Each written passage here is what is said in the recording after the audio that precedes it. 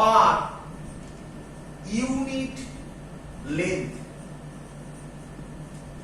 n হচ্ছে number of turns per unit length. Clear সবার? এটাই আমাদের মনে রাখলে কাজ চলবে।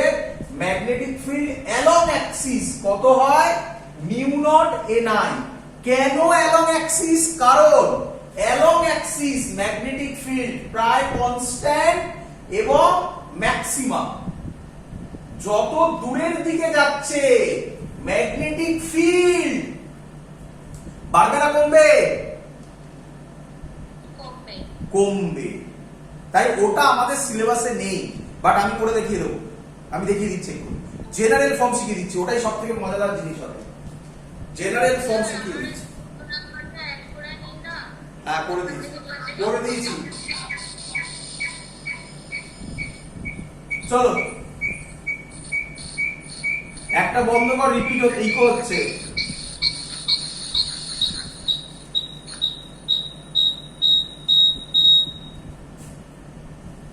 চলো এবার তাহলে আমাদের এটাই জানতে হবে, আইডিয়াল সলিনয়েড মানে হচ্ছে ইনফাইনাইট লেন্থ। ইনফাইনাইট লেন্থ হলে অ্যালং অ্যাক্সিস ম্যাগনেটিক ফিল্ড হচ্ছে মিউ নট ni। এটা জানলেই আমাদের কাজ চলে যাবে, আমাদের আর কিছু লাগে না। বাট এবার আমরা এটা শিখিয়ে দেব কিভাবে অ্যানসারটা আসে। চলো, আচ্ছা এটা ফিল হয়ে গেছে আশা করি সবার। তোমাদের বইতে, সব বইতে দেখবে বইয়ের তলায় স্টার মেরে, আমি বোর্ডের কথাই বলছি, বোর্ডের কথাই বলছি, স্টার মেরে দেখবে লেখা থাকে যে at the edge magnetic field will be half of mu naught ni। Half হয়ে যায়। কেন হয়ে যায়? তুমি তো ফিজিক্যালি বুঝে গেছো আশা করি, এইভাবে বুঝেছো যে যত এন্ডের দিকে যাবে ম্যাগনেটিক ফিল্ড তত ছড়িয়ে পড়ছে, যত ছড়িয়ে পড়বে ম্যাগনেটিক ফিল্ডের ইন্টেন্সিটি তত কমবে। কত কমছে? হাফ হচ্ছে। কেন হচ্ছে সেটা তো ম্যাথমেটিক্স ছাড়া বোঝানো সম্ভব নয়। এটা বুঝতে পেরেছো? কমছে। কত কমছে আমি তোমাকে করে দেখিয়ে দিচ্ছি। ক্লিয়ার সবার এত অবধি? ছবি আমার ক্লিয়ার থাকা দরকার, নাম্বার 1। নাম্বার 2, এটা ক্লিয়ার থাকা দরকার যে along Axis magnetic field mu naught ni। বারবার বলছি। আচ্ছা কেউ যদি বলে আউটসাইড কত ম্যাগনেটিক ফিল্ড, অ্যানসার আমি লিখে দিই এখানে, আইডিয়াল সলিনয়েড এর জন্য ম্যাগনেটিক ফিল্ড আউটসাইড কত? 0। অ্যাকচুয়ালি 0 হয় না, স্মল হয়, বাট আমরা আমাদের জন্য 0 ধরে দেব ফর জেই পারপাস। ক্লিয়ার? আমি এবার প্রুফ করে দেখাই এটা। এই যে প্রুফটা দেখাচ্ছি, এই প্রুফটা ফাইনালি না দেখলেও চলবে, বাট এটা হয়ে গেলে আরো কনসেপ্ট আউট, এই সলিড হয়ে যাবে। দেখ চলো মুছে দিলাম এটা, এটা মুছে দিলাম। তাহলে এবার যেটা বললাম সেটা প্রুফ করে দেখাচ্ছি। আমি আবার রিপিট করছি, এটা দরকার নেই, এটা শুধু ফাইনাল অ্যানসারটা লিখে রাখবে, আর বাকি জিনিস দরকার নেই। দেখো ছবিটা এরকম হলো আমার,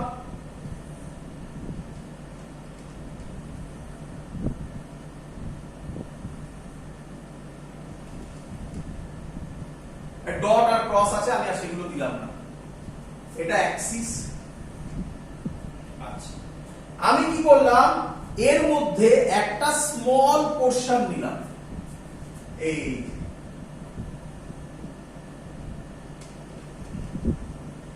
স্মল পোরশনটা কাট করলাম, ওই ইন্টিগ্রেশনেরই গল্প। এর লেন্থ নিলাম dx, এখান থেকে অরিজিন থেকে এটা জয়েন করলাম, এই অ্যাঙ্গেলটা নিলাম থিটা, এই ডিসটেন্সটা নিলাম x। বলো সবার এত অবধি বোঝা গেছে কিনা? আবার বলছি, একটা সিলিন্ডার আছে আমার কাছে, এই সিলিন্ডারের মধ্যে থেকে একটা স্যাম্পল কাটলাম, এটা একটা গোল মতো স্যাম্পল হবে, বাট আমি তো গোল দেখাতে পারছি না ছবি এঁকে, তাই এরকম দেখালাম, একটা স্যাম্পল কাটলাম, তার থিকনেস dx, অ্যাক্সিস থেকে কোনো একটা পয়েন্ট থেকে, অরিজিন সেন্টারই ভাবো এটাকে, সেটার থেকে তার ডিসটেন্স হচ্ছে, সরি তার অ্যাঙ্গেল হচ্ছে থিটা, ডিসটেন্স হচ্ছে x। বলো সবার ক্লিয়ার কিনা?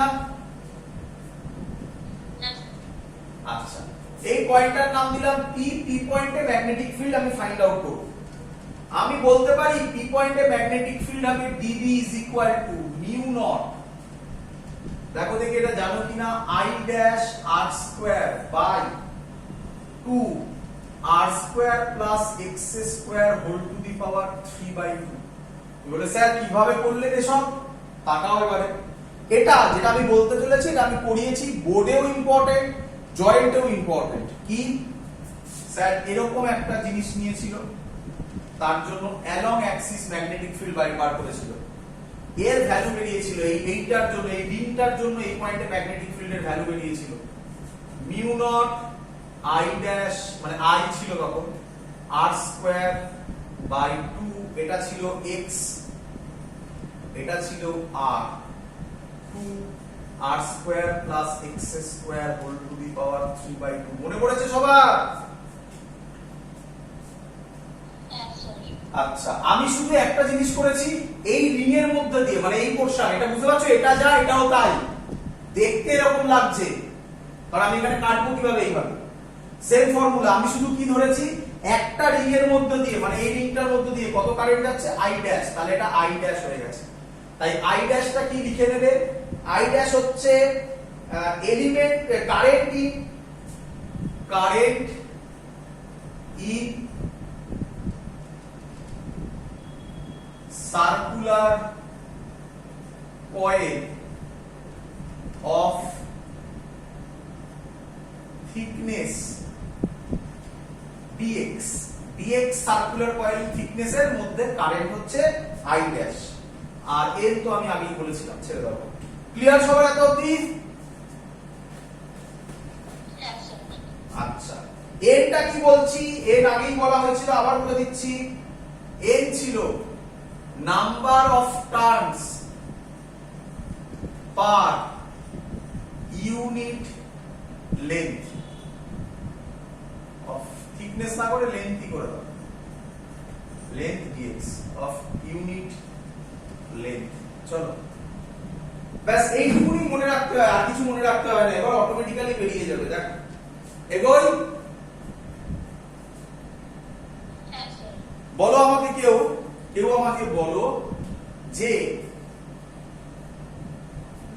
ইউনিট লেন্থে নাম্বার অফ টার্নস n, তাহলে dx লেন্থে নাম্বার অফ টার্নস কত হবে?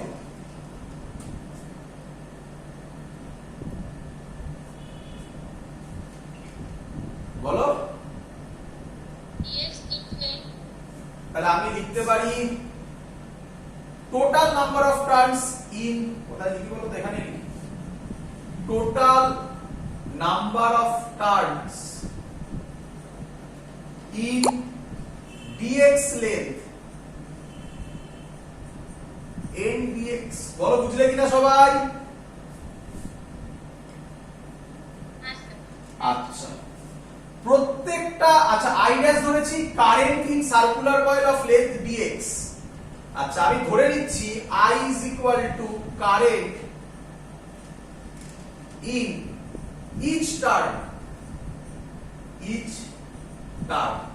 তাহলে আমি কি বলতে পারি I ড্যাশ এর ভ্যালু হবে, I ড্যাশ এর ভ্যালু হবে n dx I। বলো বুঝলে কিনা সবাই? দেখে নাও, আমি ধরেছি I ড্যাশ হচ্ছে current in circular coil of length dx, dx এর মধ্যে দিয়ে টোটাল কারেন্ট যাচ্ছে I ড্যাশ। আমরা কি দেখলাম, dx লেন্থের টোটাল টার্ন হচ্ছে n dx, আর I হচ্ছে কারেন্ট ইন ইচ টার্ন, তাহলে টোটাল টার্ন কত, n dx। তাহলে dx এর মধ্যে কতগুলো টার্ন আছে, n dx খানা টার্ন আছে, প্রত্যেক টার্নের মধ্যে দিয়ে কারেন্ট যাচ্ছে হচ্ছে I, তাহলে টোটাল কারেন্ট কত যাবে, n dx I, সেটাই তো I ড্যাশ ধরেছিলাম নাকি? ব্যাস চলো এবার ভ্যালু বসিয়ে দেবো আর ইন্টিগ্রেট করবো, আর কিছু কাজ নেই। এবার কি করব, ওই dB এর জায়গায় ভ্যালু বসাবো, তাহলে dB is equal to হবে mu naught n I dx r square by 2 r square plus x square whole to the power 3/2। 3/2। চলো এবার করি, ভালো করে দেখ। এই যে একটা ট্রায়াঙ্গেল দেখতে পাচ্ছ, পি নাম দিয়ে দাও, A B, triangle P A B, tan theta হবে r, tan থিটা হবে r বাই x। এইটা আমি বললাম r মানে রেডিয়াস, তাই তো নাকি?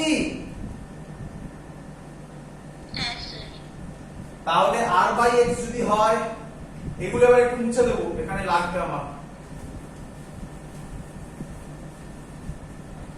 তাহলে tan থিটা হলো r বাই x। এখান থেকে আমাকে বলো x হবে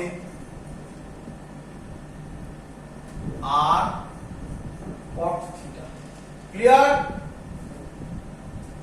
আচ্ছা, dx বাই d থিটা করব, আর cot থিটার derivative with respect to theta কত হয়? Minus cosec square theta, minus বাইরে বার করে দিয়েছি, cosec স্কয়ার থিটা। আমি রিপিট করছি, ডিরাইভেশনটা জাস্ট দেখে নাও যে স্যার করছে, একবার বুঝে নাও, প্র্যাকটিস করারও দরকার নেই, ফাইনাল অ্যানসার মনে রাখলেই হবে।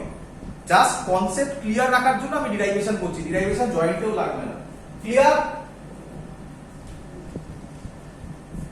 ক্লিয়ার? বোঝা গেছে আশা করি। আরে x r cot থিটা, তাহলে dx বাই d থিটা করলে r কনস্ট্যান্ট, বাইরে বের হলো, cot থিটার ডেরিভেটিভ হচ্ছে মাইনাস cosec স্কয়ার থিটা, তাই মাইনাসটা বার করে ওটা লিখে দিয়েছি।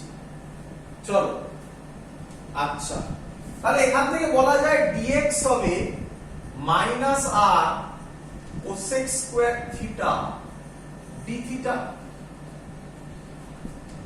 ক্লিয়ার? এই dx এর ভ্যালুটা পুট করব, আর এই x এর ভ্যালুটা পুট করব এইখানে, দেখ। তাহলে db হবে, একেবারে করছি আমি, minus mu naught n i r cosec square theta d theta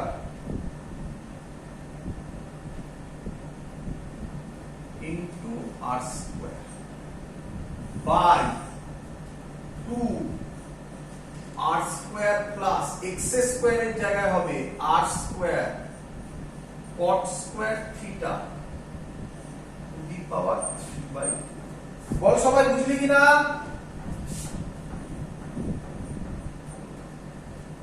এই দেখ, দেখে নে একবার, mu not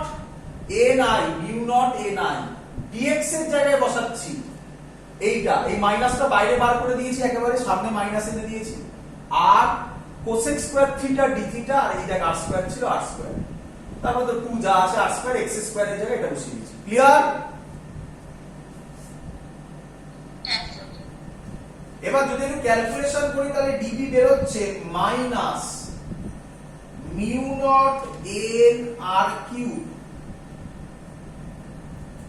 cosec square theta d theta by 2r square common গিয়ে, না স্কয়ার রকম কমন যাবে না, আচ্ছা এটা হবে, আচ্ছা এদিকে দেখ, এখান থেকে কে কমন যায়? r স্কয়ার, তার আবার 1 বা 3/2 আছে, তাহলে r স্কয়ার রুটের বাইরে বের হলে r হয়, তার আবার কিউব আছে, তাহলে এটাকে কি 2r কিউব করতে পারি? এটা বুঝলি?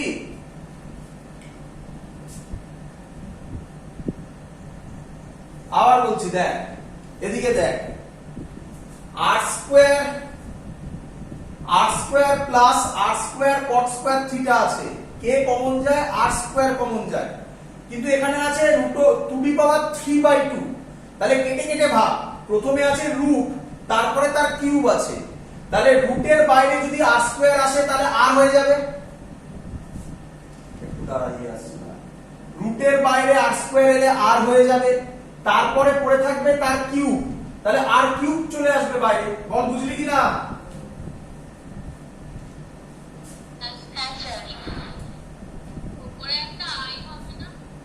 আই মিস করেছি, একটা আই হবে উপরে, ঠিক বলেছিস, উপরে একটা আই হবে। চল আচ্ছা সেম লজিক, একটু দাঁড়া তো, একটা ঝামেলা।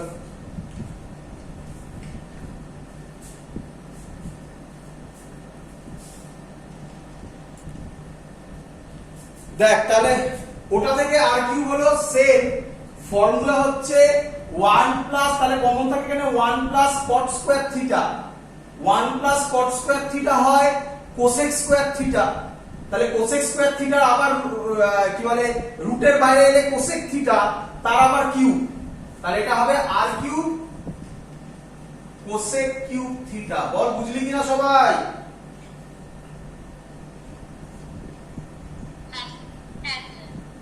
আচ্ছা আর কিউব কেটে যায়, cosec square theta cosec cube theta কেটে একটা কোসেক থিটা পড়ে থাকে, তাহলে পড়ে থাকলো d B minus mu naught N I by 2, cosec থিটাকে উপরে পাঠালে sine theta d theta, final answer এটাই পড়ে থাকলো। এখনো হয়নি, ইন্টিগ্রেশন কর বাকি আছে। বল বুঝলি কিনা?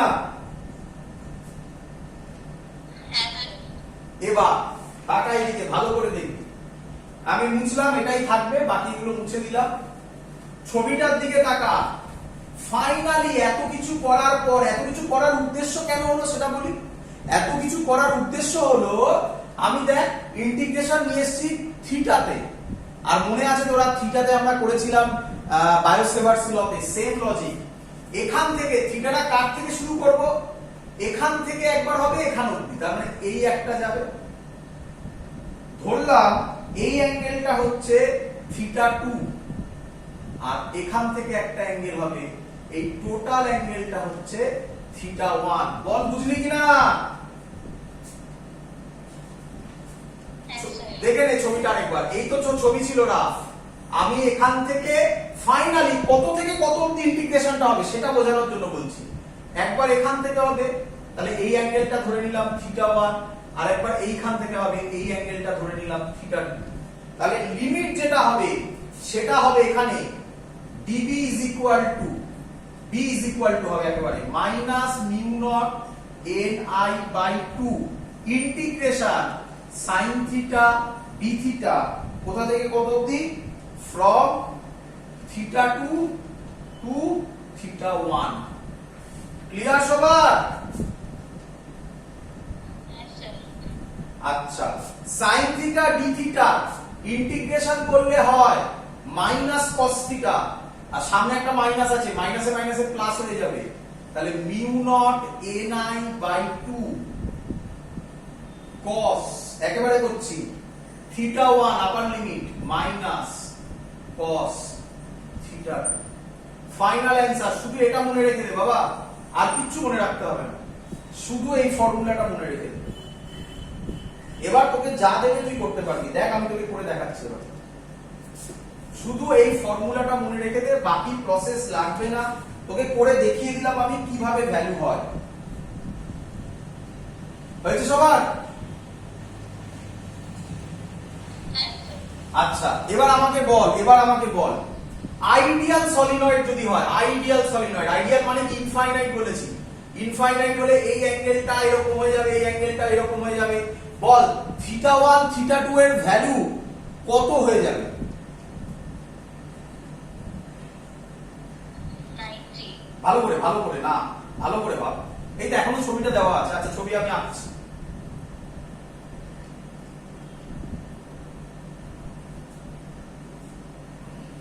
এইদিকে দেখ, ছবি আমি এঁকে করছি, এইখানে এঁকে করছি।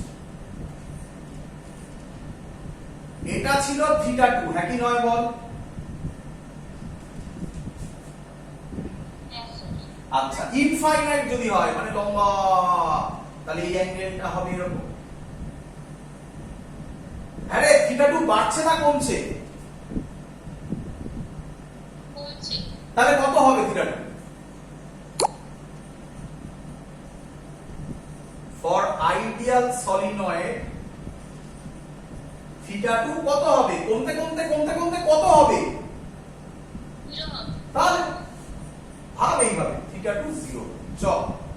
আচ্ছা, এটা ছিল থিটা 1 নাকি? দেখো এটা ছিল থিটা 1 নাকি নয়? বাড়তে বাড়তে বাড়তে বাড়তে বাড়তে বাড়তে এরকম হয়ে যাবে বল। এবার থিটা 1 এটা হবে, তাহলে বল বাড়তে বাড়তে বাড়তে থিটা 1 কত হয়ে যাবে? একদম এইভাবে ভাববি, আবার কি, ব্যাস বসিয়ে দে। কি রে, এটা আইডিয়াল সলিনয়েডের জন্য বলছি, বি আইডিয়াল। আর কোথায় করছি? এট দা এজ, এজের ক্ষেত্রে করছি। Mu naught ni by 2 cos 180, theta 1 মানে 80 মাইনাস cos কত ছিল? 0। চল তাহলে অ্যানসার হচ্ছে মিউ নট ni বাই 2। এ cos 180 কত হয়?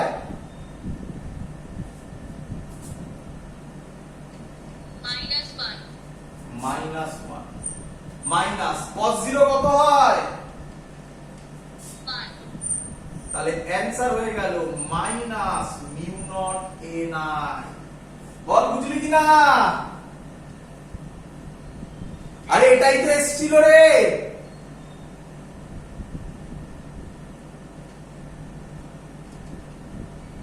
কি রে,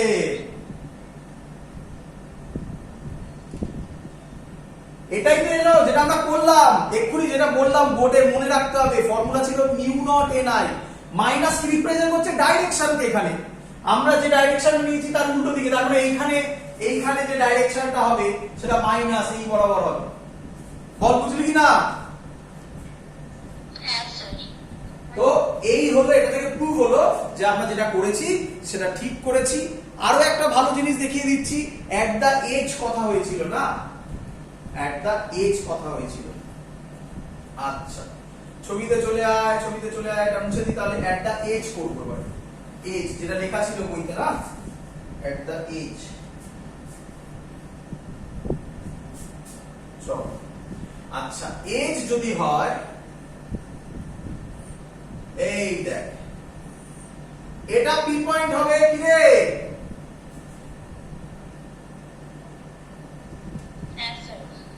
আচ্ছা এই একটা অ্যাঙ্গেল হয়ে যাবে নাকি, আর এই একটা অ্যাঙ্গেল হয়ে যাবে, এটা 0 ডিগ্রি হয়ে যাবে রাফলি। এটাই থিটা 2 ছিল,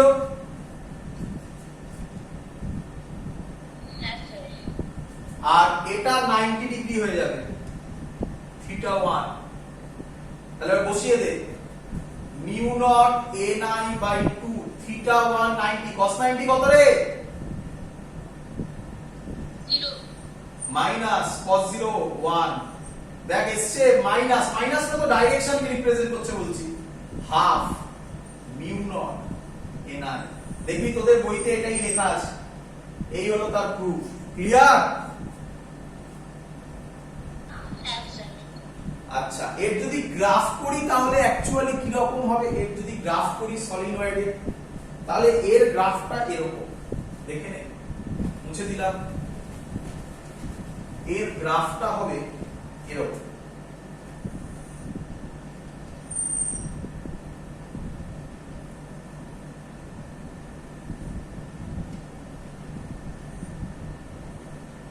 এইটা হবে, এই পয়েন্টটা রিপ্রেজেন্ট করবে মিউ নট ni কে, এই বরাবর b, এই বরাবর ডিসটেন্স x বল r বল, আর এই পয়েন্টটা রিপ্রেজেন্ট করবে মিউ নট, একটু বেশি হয়ে গেছে যাই হোক, ওটা উপরে থাকবে ni বাই 2। বল বুঝলি কিনা? এটা না হট করে কমে না, একটু মানে হট করে মিউ নট ni থেকে হট করে মিউ নট ni বাই 2 হয় না, ভ্যালুটা স্লোলি ডিক্রিজ করে। তাহলে এখানে একটা স্লোপ মতো থাকবে এরকম। বোঝা গেছে?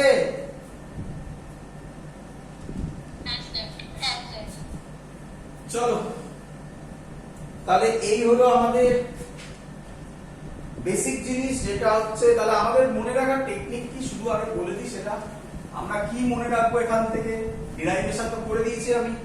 আমরা মনে রাখবো ফর সলিনয়েড ম্যাগনেটিক ফিল্ডের মড। কেন মড করলাম? ওই যে মাইনাস আসছিল, ওটা ডিফাইন করবে ডাইরেকশনকে। আমরা তো ডাইরেকশন অন্যভাবে বার করি, তো তার জন্য মড করলাম মিউ নট এন আই।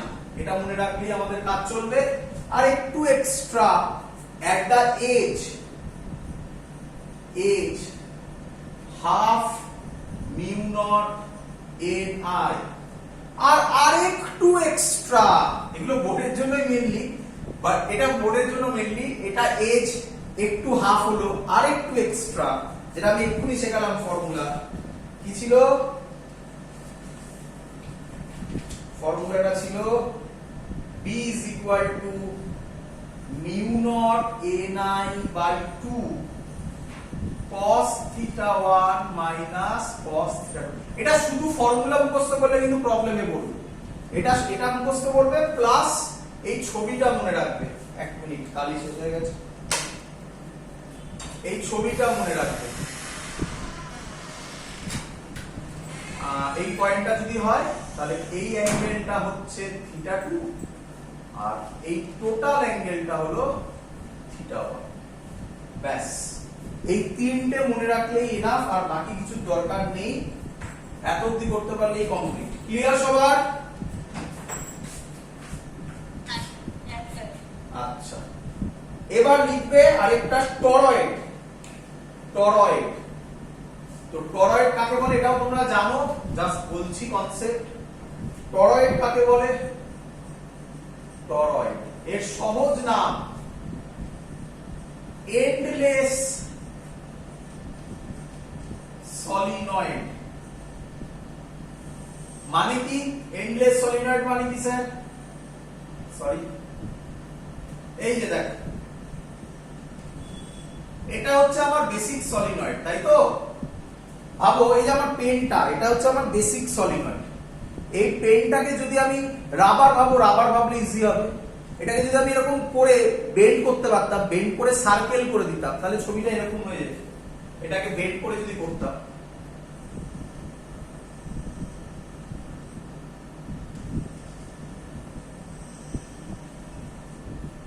এর সলিনয়েডের অ্যাকচুয়াল ছবি ছিল, তোমাদের রেখেছিলাম, বুঝতে পারছো আশা করি।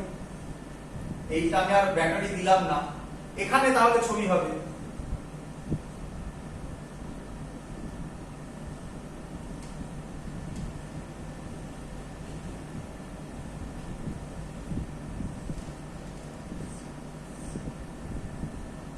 বলো বুঝলে কিনা?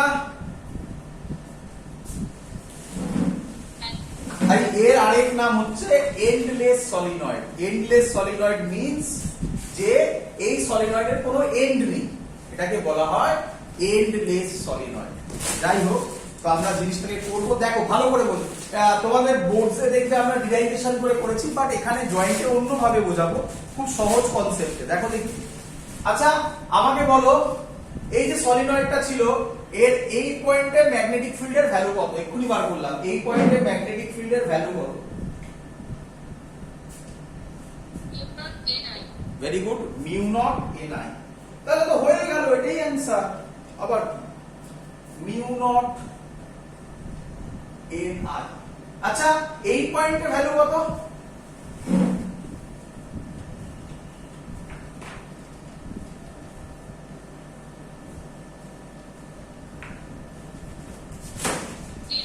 Very good. এই পয়েন্টে ভ্যালু কত? এবার বুঝুন, দেখো এবার বুঝুন। আচ্ছা এটাকে যদি আমি বেন্ড করি, তাহলে এই পয়েন্টটা, এটাকে যদি উপরের দিকে বেন্ড করি, এই পয়েন্টটা এইখানে চলে আসবে না?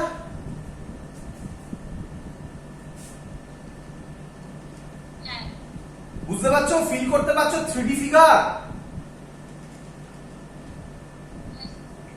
তাহলে এই পয়েন্টে ম্যাগনেটিক ফিল্ড কত?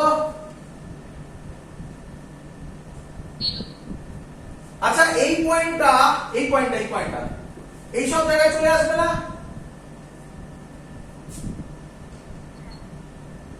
তাহলে এই পয়েন্টটার ম্যাগনেটিক ফিল্ড কত?